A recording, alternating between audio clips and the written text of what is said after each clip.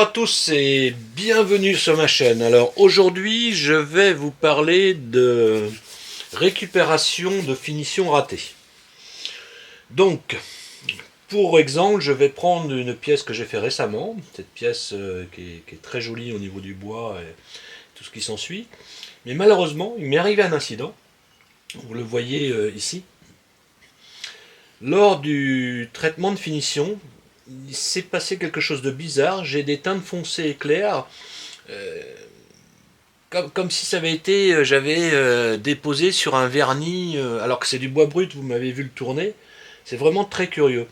Alors je pense que ça vient, c'est arrivé avec le fondur, je pense que c'est du fait qu'il faisait très très froid dans mon atelier, et qu'il faisait autour de 5 degrés, et qu'il y a eu une réaction, le fondur devait être trop épais, il n'est pas rentré dans le bois, donc à certains endroits il est rentré, d'autres non, et ça fait un genre de couverture laiteuse, mais pas partout. Donc je voudrais bien récupérer cette pièce en fait, et donc je vais vous présenter une méthode assez classique pour faire ça. Alors, pour vous présenter cette vidéo, je vais essayer d'être le plus clair, je ne suis pas chimiste, je vous parle d'expérience. Donc, avant tout, il faut, avant de savoir comment on va décaper, il va falloir connaître le type de revêtement que vous avez. Donc là, c'est moi qui l'ai fait, donc je sais. Donc, vous avez plusieurs possibilités dans les revêtements. Soit ce sont des revêtements à la gomme laque, donc ça, ça se dilue à l'alcool, quand c'est pas sec. Ça, c'est un revêtement, je dirais, glycéro, voire polyuréthane. Donc ça se dissout au white spirit, mais pas quand c'est sec. Il faudra trouver des choses plus violentes, comme de l'acétone, ou du diluant cellulosique. Ça, c'est un fondur, mais à l'eau. Donc ça, c'est ce qu'on avait appelé une finition acrylique. Donc ça se dilue au diluant cellulosique.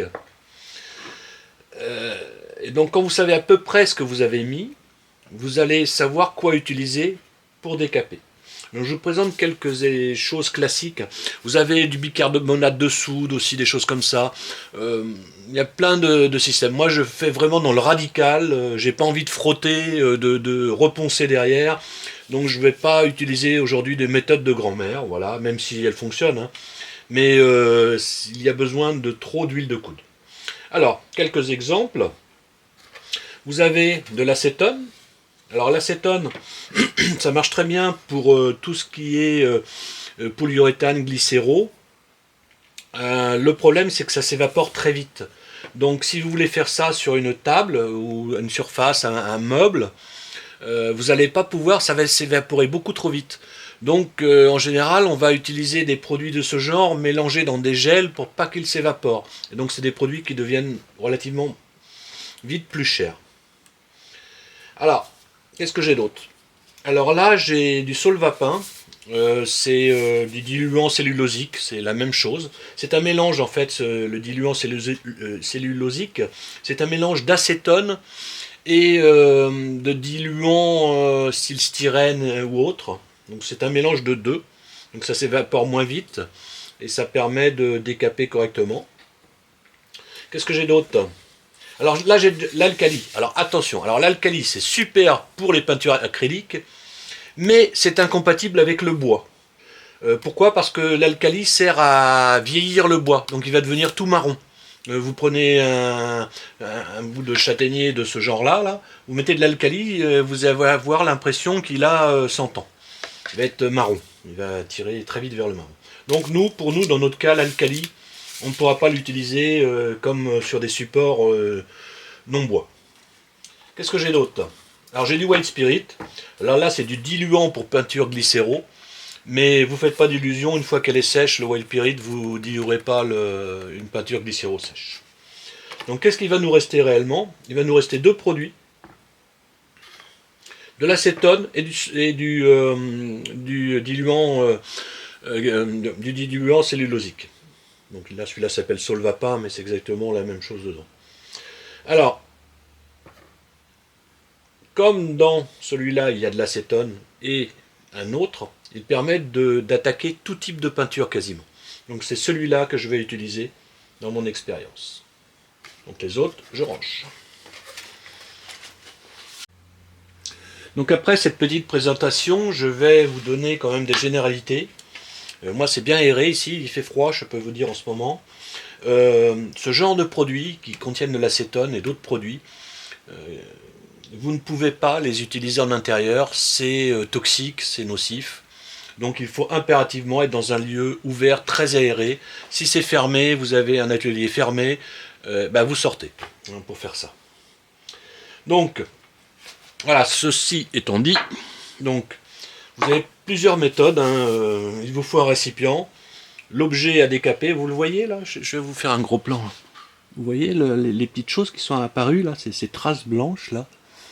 Je suis peut-être pas en face, voilà. Vous voyez ces petites traces blanches que vous voyez là? C'est bizarre quoi.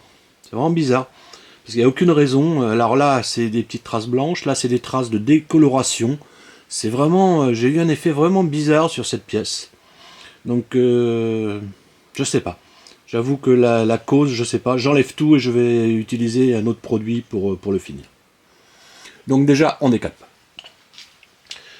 Donc, on est là pour essayer.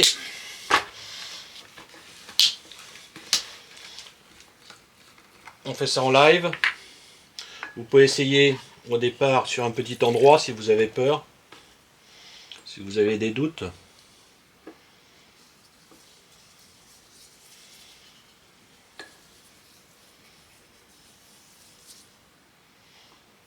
Vous voyez, là on voit qu'on enlève bien la matière. Il se passe des choses. Donc, j'ai confiance. Allez. Alors si vous avez un récipient, vous pouvez le faire tremper, que c'est une petite pièce, c'est l'idéal. Moi je n'ai que ça. J'ai pas de gros récipient, j'ai pas non plus 10 litres de produit. Alors le produit, vous pouvez le réutiliser, le remettre dans la bouteille. C'est un nettoyant à pinceau, donc il n'y a pas de problème. Vous voyez, tout part là, c'est assez intéressant. On a vraiment, tout de suite, on a un aspect qui revient non laiteux, c'est vraiment agréable de revoir la pièce qu'on a fait avec amour, reprendre vie quasiment, quoi. Il faut en général une dizaine de minutes pour que ça commence à faire effet. Alors évidemment, inexorablement, vous allez avoir les fibres du bois qui, avec des solvants comme ça, au séchage, vont avoir tendance à certaines vont se relever. C'est pas grave, vous passerez un petit coup de laine d'acier dessus avant de refaire une autre finition. Déjà, on laisse tremper. Vous pouvez éventuellement mettre des gants si ça vous avez peur. Moi je prends le bout de bois du bout des doigts, mais vous pouvez prendre des gants.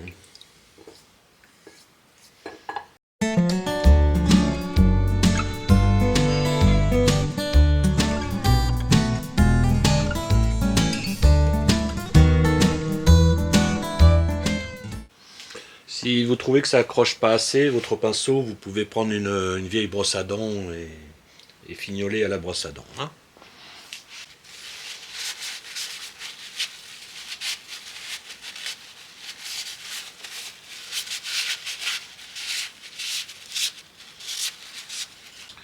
Voilà, donc vous allez laisser sécher ça pendant 24 heures et après on revient dessus. Donc le bois est redevenu complètement comme à l'origine, couleur merisier. Donc j'ai raté le début de la caméra, donc je reprends.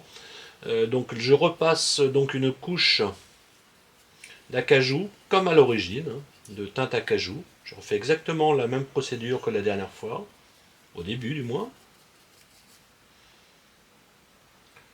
Vous voyez, je reteinte ce merisier avec de l'acajou. Voilà. Pas d'excès surtout. Vous enlevez les excès pour éviter les taches. Et donc suite à ça, donc, vous laissez sécher quelques heures. On reviendra mettre une couche de protection. Voilà, c'est sec. La teinte est sèche. Alors, un petit rappel. Ne faites jamais deux fois la même chose en espérant avoir un résultat différent la deuxième fois. Je ne vais pas remettre le même fondure que la dernière fois, puisque je vais à 100% avoir le même résultat. Je ne vais même pas essayer. Donc qu'est-ce que je vais faire? Eh ben, je vais faire un fondure, je vais utiliser de la gomme laque, tout simplement. Hein, ça c'est à l'alcool, donc je sais qu'avec ces températures plus basses, je n'aurai pas ce phénomène de blanchiment au-dessus. Ça posera pas de problème. Donc c'est parti, je fais une couche protectrice en gomme laque.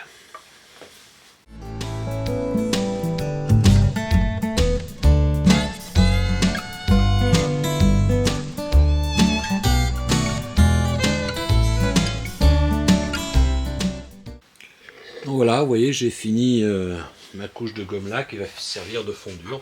Donc après, je pourrais faire ce que je veux avec.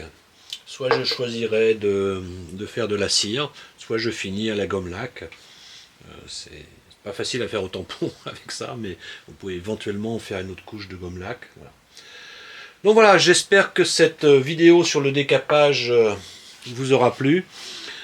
Comment récupérer une pièce qu'on croit ruinée. Donc je vais vous faire une photo ou deux quand ça sera sec pour vous montrer la différence avec le début. Voilà, vous voyez la différence, hein. Donc là l'objet, on voit bien le veinage, l'objet est brillant, c'est ce qu'on voulait quoi. Donc voilà, je suis assez content de la rénovation.